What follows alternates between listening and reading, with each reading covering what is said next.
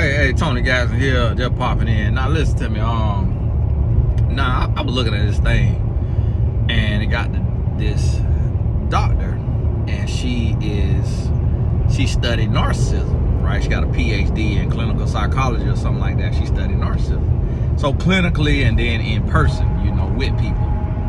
And the guy who interviewed her, I think his name is Steve Bartlett, but his channel is called Diary of a CEO. One day, hopefully, I get on there because he has some good conversation. He has some real questions. That's the type of interview I want to do. But she described a narcissist like the patterns and the traits. And this is a doctor now. And guess what? What she described is not legion. That's what I'm trying to tell y'all. She had one trait that said, make promises for the future to keep people around. Every other trait did not relate to that man. But I'm gonna tell you who I seen.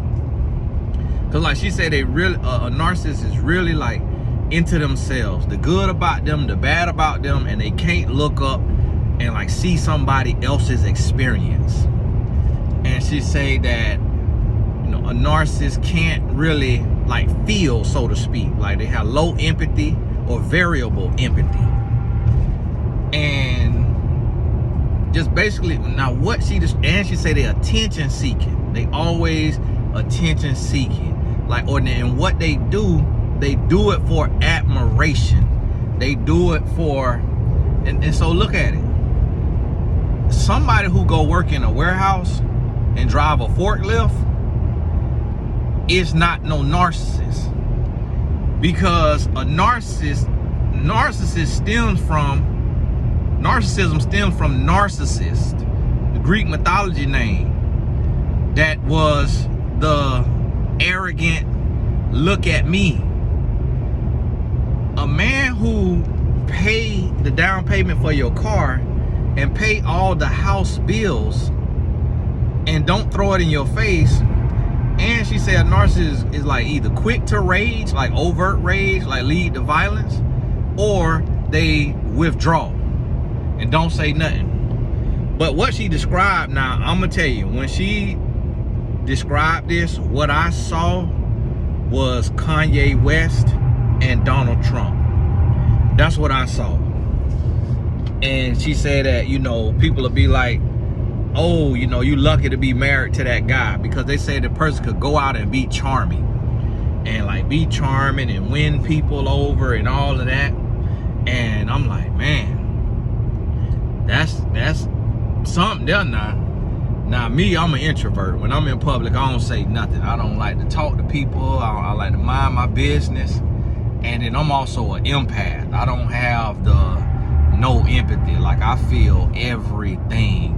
I was talking to my wife about that the other day, because our son was out at the soccer game, our 9-year-old, and he kept coughing.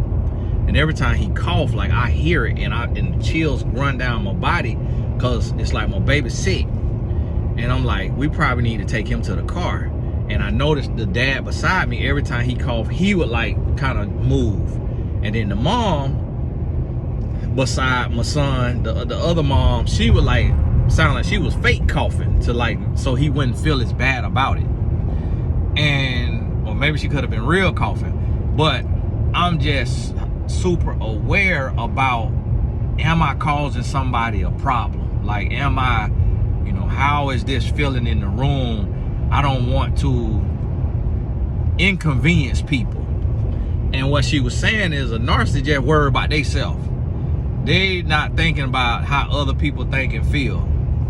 And she was saying that narcissists don't accept like they fault. Like when they wrong, they can't accept. They'll take and put it on the other person. And I have experienced that, like catching a woman cheating or like talking to another guy and then not accepting like what she did. Instead trying to come up with, oh, I did this because of this. No, you did that because you did that. Versus accepting ownership And that's what she say, you know, about a narcissist. But when she said, what she describing, and I'm sure it's probably other traits, and you know, you can't list out everything. And now the guy, that's Steve Bartlett, I think he watched my videos. He probably don't want to bring me on the show yet because I'm country and a little real, and might give away too much game. And he in a relationship, so a lot of times men don't like interviewing me for that reason. But tell him to go over that Diary CEO, tell him, bring Tony Gaston over there. Because see, she the doctor from the book, and she do sessions, but I'm the doctor about here. And so I think they said 1 in 6 people is, and so I subscribe to the guy channel. I have my son watching the videos because he bring on a lot of doctors.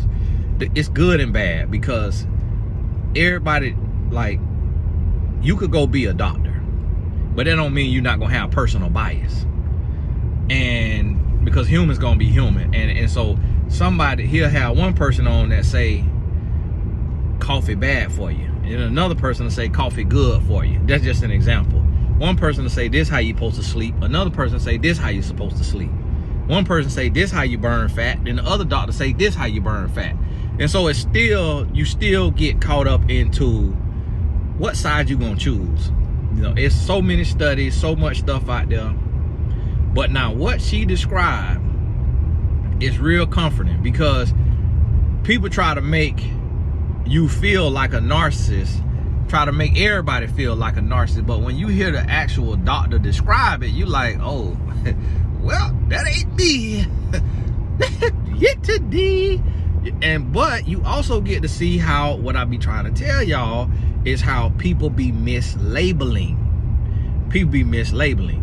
And then what she said, that she said a narcissist psychologically destroys their spouse or their employee or their friends or whatever. Listen to that now. Psychologically, not psychologically play with, psychologically destroys. Nah. What is somebody gonna look like psychologically destroyed without going to therapy, extensive therapy? What is they gonna look like psychologically destroyed? Are they gonna be laughing and chuckling in front of millions of people before the person that supposedly psychologically destroyed them? Think about it now. Think about it. Now, and now, if the person is a narcissist, wouldn't the person who is the narcissist want attention and admiration? That's what she said.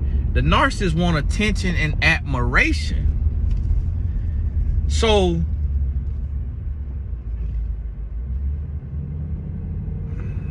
if somebody behind the scenes and they're not trying to get attention and admiration,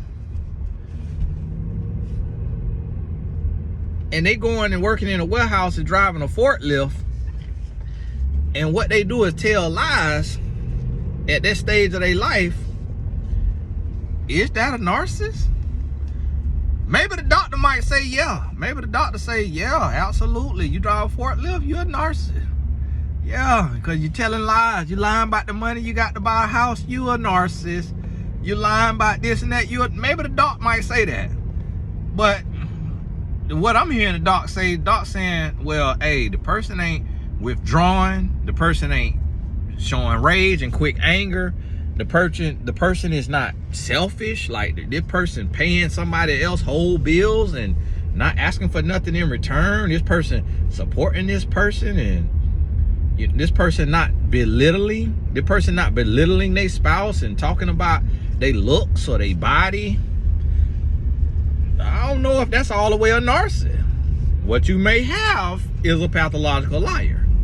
And so that's what I'm trying to say is, like, when it comes to this clinical stuff, a lot of people got a bachelor's degree in psychology and think they know it all.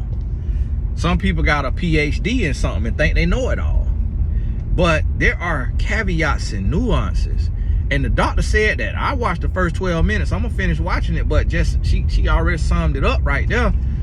She said that when we diagnose, we study hundreds of people. Like, not diagnose. When we study hundreds of people when we come up with this stuff. But she said when you in the room, you get to see that it could look totally different in the room when you talking to the victim of a narcissist. And that's what I've been telling y'all. Have I not been telling y'all that? That I'm on the phone 6 hours a day hearing people's story. And when you really hear what the state of mind somebody in from their narcissistic partner, you're not gonna keep mislabeling forklift drivers who tell lies as a extreme narcissist. You're not finna do that. Because you're gonna have real life examples. And I'm not even no doctor, but I got sense.